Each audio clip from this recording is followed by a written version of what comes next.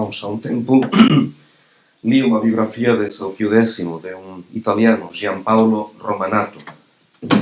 Uma biografia das atuais.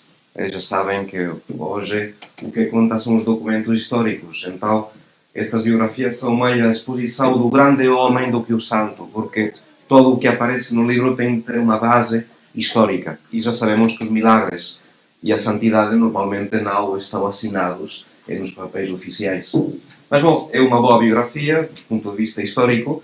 O mais interessante é a introdução, onde eles fazem a pergunta de saber se este santo era o duro conservador inimigo de qualquer reforma criado pelos tradicionalistas lefebvrianos. Então continua. A corrente tradicionalista orientada pelo arcebispo Marcel Lefebvre rejeitou as reformas do Concílio Vaticano II e assumiu a sua memória. A fraternidade teria assumido a memória de São Pio X. O inculpável Pio X tornou-se assim uma espécie de garante da rejeição do Vaticano II e de uma rebelião cismática contra a Igreja. Simultaneamente, nos anos pós-conciliares, floresceu toda uma corrente historiográfica exuberante que levou à condenação do modernismo, pronunciado pelo Papa Sarto em 1907, na encíclica Pascendi, ao padrão interpretativo do seu pontificado. Isto é, o que só interessaria na vida de São Pio X foi a condena do modernismo, visto exclusivamente como um tempo de repressão, de encerramento ao povo, de ruptura com o mundo moderno. Então, bom, é uma acusação totalmente injusta. Primeiro porque é verdade que o pontificado de São Pio X foi impressionante. Impressionante enquanto à sua fecundidade de ação. É o Papa da Eucaristia. É o Papa da codificação do direito canônico. É o Papa restaurador da música sacra, sim. Mas é verdade que cada uma destas empresas, por si, sozinhas, já é suficiente para fazer um pontificado glorioso. Mas brilhou São Pio X de maneira particular na condenação do modernismo. Temos de pensar que no seu tempo, em todos os campos da teologia, da filosofia, da exegese, da história dos dogmas, o pensamento católico dava a impressão de ter perdido o seu centro. Sob a aparência da crítica, do progresso científico, da civilização, os modernistas tratavam de demolir a razão e a religião. A razão porque, simplesmente, a verdade evolui como o homem e então é o homem que produz, que fabrica a verdade. Não existe a verdade. Atacavam a religião porque negavam a revelação de Jesus Cristo, negavam também a realidade de Deus e negavam a autoridade da Igreja, que é sua porta-voz. Então, o modernismo era literalmente a apostasia radical, nas palavras do mesmo São Pio X, a síntese de todas as heresias. Onde residia a malícia em que estes modernistas, convencidos de que sua posição estava bem fundamentada, então tinham a pretensão de reformar a Igreja desde o interior. Lobos disfarçados com pele de cordeiro, que ficavam, obstinavam-se em permanecer no aprisco para transformá-lo furtivamente em alcateia. O modernismo não só era uma heresia ou uma apostasia, era também uma quinta coluna. É por isso que o documento que condena o modernismo, a Pascendi, não foi um mero documento doutrinário. São Pio X não combateu apenas no campo das ideias. Não, o que ele fez, com uma admirável energia, perspicácia, profundidade, desmascarou os fatores do erro, traçou o perfil moral do modernista, denunciou suas táticas e expôs a vastidão da sua conspiração. Mas ainda, não só foi uma condena do modernismo e dos autores, não. Depois criou um juramento especial contra o modernismo para impedir que o modernismo se infiltrara no interior da Igreja. E escrito este juramento em termos tão precisos que não dava lugar a nenhuma escapatória. Cada um dos erros fundamentais do modernismo deveria ser formalmente reprovado e o documento deveria ser assinado de próprio punho e letra por todo o clérigo encarregado de almas. Não tinham por onde escapar. É isto que realmente incomodou os modernistas, ver como deu no algo perfeitamente São Pio X.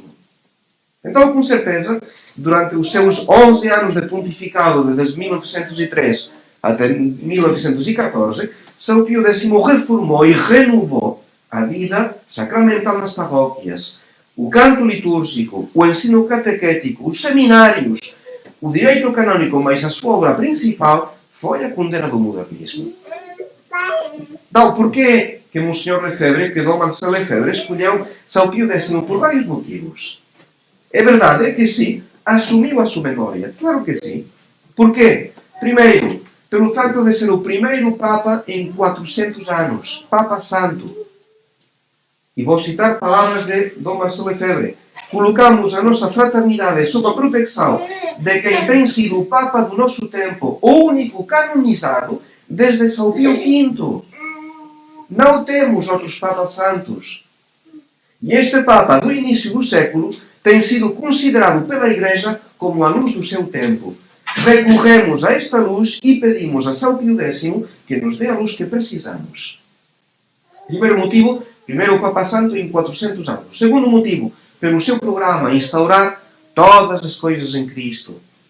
E vou citar também Dom Marcelo Lefebvre. Para São Pio X, a grande doença do seu tempo e da sociedade era o abandono de Deus e da apostasia.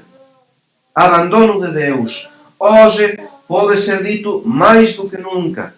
Se São Pio X ainda estivesse vivo, acho que ficaria muito mais assustado do que no seu tempo. Porque ainda, no seu tempo, havia muitos seminários, padres religiosos e religiosas animados pela fé viva, e as igrejas ainda estavam cheias. Hoje já não. O que anunciou São Pio X? Palavras de Dom Marcelo Lefebvre. Recapitulare omnia em Cristo. Fazer de Cristo a síntese de toda a humanidade e, ao mesmo tempo, a solução de todos os seus problemas. Assim, não só instaurar, mas também recapitular da palavra grega kéfalos, cabeça. No Senhor Jesus Cristo é a cabeça, da qual tudo vem. É o grande mistério anunciado por São Paulo aos gentios, e São Pio X escolheu-o como o programa do seu pontificado. Dom Marcelo Lefebvre de que falou, o que defendeu durante a sua vida o reinado social de Nosso Senhor Jesus Cristo? Restaurar todo em Cristo. Terceiro motivo de porquê Dom Marcelo Lefebvre escolheu São Pio X. Porque a Pascendi foi profética. Porque esta encíclica antecipou, previu todos os erros que triunfaram como o Vaticano II e suas reformas. Com certeza, São Pio X, como dizia o nosso historiador, foi garante da rejeição do Vaticano II, claro que sim.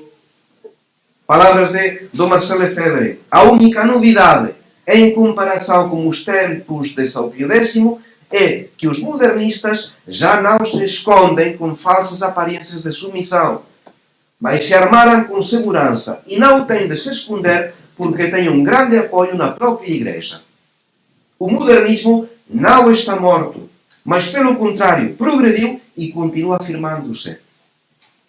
Outra citação de Dom Marcelo Lefebvre.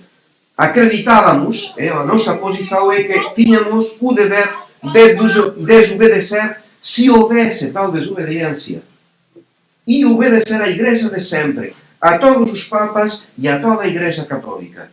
Acreditamos que era o nosso dever desobedecer aos cardinais que nos pediram adotar em parte os erros modernistas, pois não queríamos envenenar as nossas mentes e corações com os erros que foram condenados pelo nosso santo padroeiro São Pio X. Continuamos fiéis ao juramento antimodernista que nos fez pronunciar São Pio X. Roma tem de nos aceitar com este juramento que temos nas nossas mãos. Ou senão, permaneceremos na situação em que nos encontramos. Último motivo, quarto, pela finalidade da própria fraternidade, que é formar santos sacerdotes. Uma preocupação desde o início de São Pio X. Palavras também de Dom Marcelo Lefebvre. A primeira preocupação dos bispos deve ser a formação de verdadeiros sacerdotes. Não podíamos ter escolhido um padroeiro melhor para a fraternidade do que São Pio X. Como a situação atual é pior do que quando este Santo Papa viveu, a mim, que era bispo e não exercia oficialmente qualquer cargo, pareceu-me que o melhor era que podia fazer pela Igreja e pela restauração do reinado de Nosso Senhor Jesus Cristo na Igreja e na sociedade era formar padres e, portanto, abrir seminários e preparar treinadores de padres. Há 4 motivos bem claros pelos quais, sim, o Marcelo Lefebvre assumiu a memória de São Pio X, mas com motivo, com razão.